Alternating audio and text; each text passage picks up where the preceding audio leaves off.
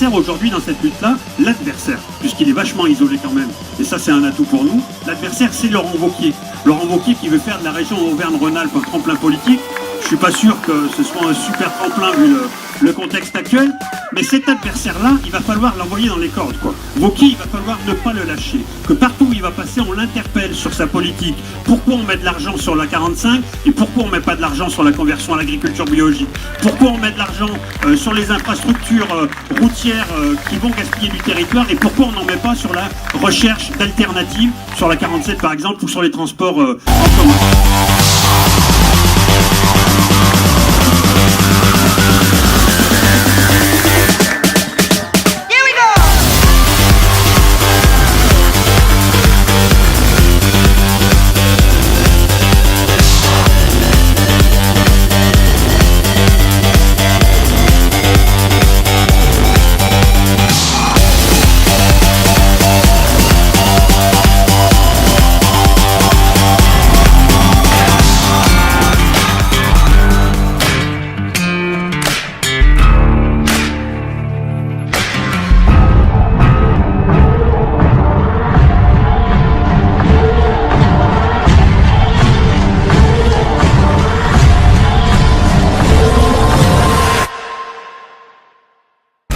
De l'avis des Nigériens, vous aurez automatiquement tous ceux qui sont concernés, qui seront gênés par l'autoroute, c'est évident. C'est une infrastructure routière qui dépasse, vous l'avez dit, vous avez raison, largement l'intérêt des Stéphanois. Donc sur la 45, pour résumer, la région est prête à y aller. Parce qu'elle est prête à y aller, ce dossier peut se faire. Mais ça signifiera qu'on fera des économies sur d'autres dossiers de la Loire. Parce qu'il y a un moment aussi où je peux pas non plus tout mettre à un seul endroit.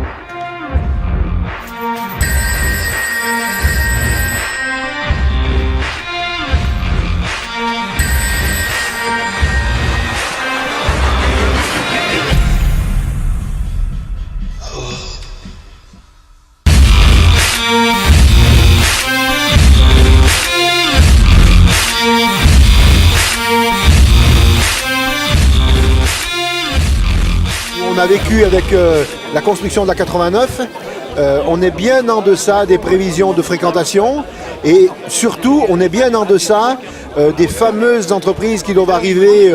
Aujourd'hui on n'a aucune entreprise, même au contraire, puisque jusqu'à tout de suite après la construction de la 89 et la mise enfin quand elle a été ouverte en janvier 2013, on a des gens de Lyon qui sont venus construire des maisons à Saint-Marcel, sur Saint-Marcel, et aujourd'hui ils déménagent parce qu'ils se rendent compte qu'en travaillant à Lyon et en habitant à Saint-Marcel, c'est beaucoup trop cher d'emprunter l'autoroute tous les jours.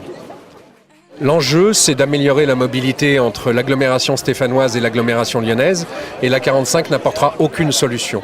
On se dit que c'est un projet complètement inutile parce qu'il va arriver sur un bouchon à Lyon et massacrer la grande partie des territoires agricoles et naturels des communes du plateau mornantais.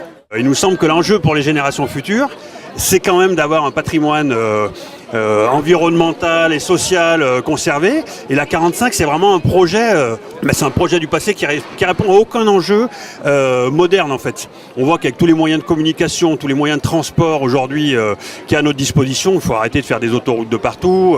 Autour de Saint-Étienne, il y a largement de quoi créer de l'activité économique, il y a largement de quoi laisser de la place pour les paysans et on n'a pas besoin d'aller multiplier les routes qui sont que des aspirateurs à voiture. Il y a un dernier argument, c'est que vous savez, quand un grand groupe privé qui devient le prestataire de cette autoroute demande autant d'argent public, c'est parce que le projet n'est pas rentable. Donc sachons finalement entendre que ce projet n'est pas rentable, évitons ce gaspillage d'argent public et utilisons-le dans l'intérêt de toutes et tous. Il faut arrêter de gaspiller le fric du contribuable pour des vieux projets qui ne servent à rien. 2 autoroutes parallèles l'une à côté de l'autre, c'est de la pollution atmosphérique en quantité, quand on sait qu'aujourd'hui 40 000 morts par an sont dus à la pollution atmosphérique. Monsieur Perdriau, Monsieur Beaune, voulez-vous être responsable de morts supplémentaires? C'est ça votre projet?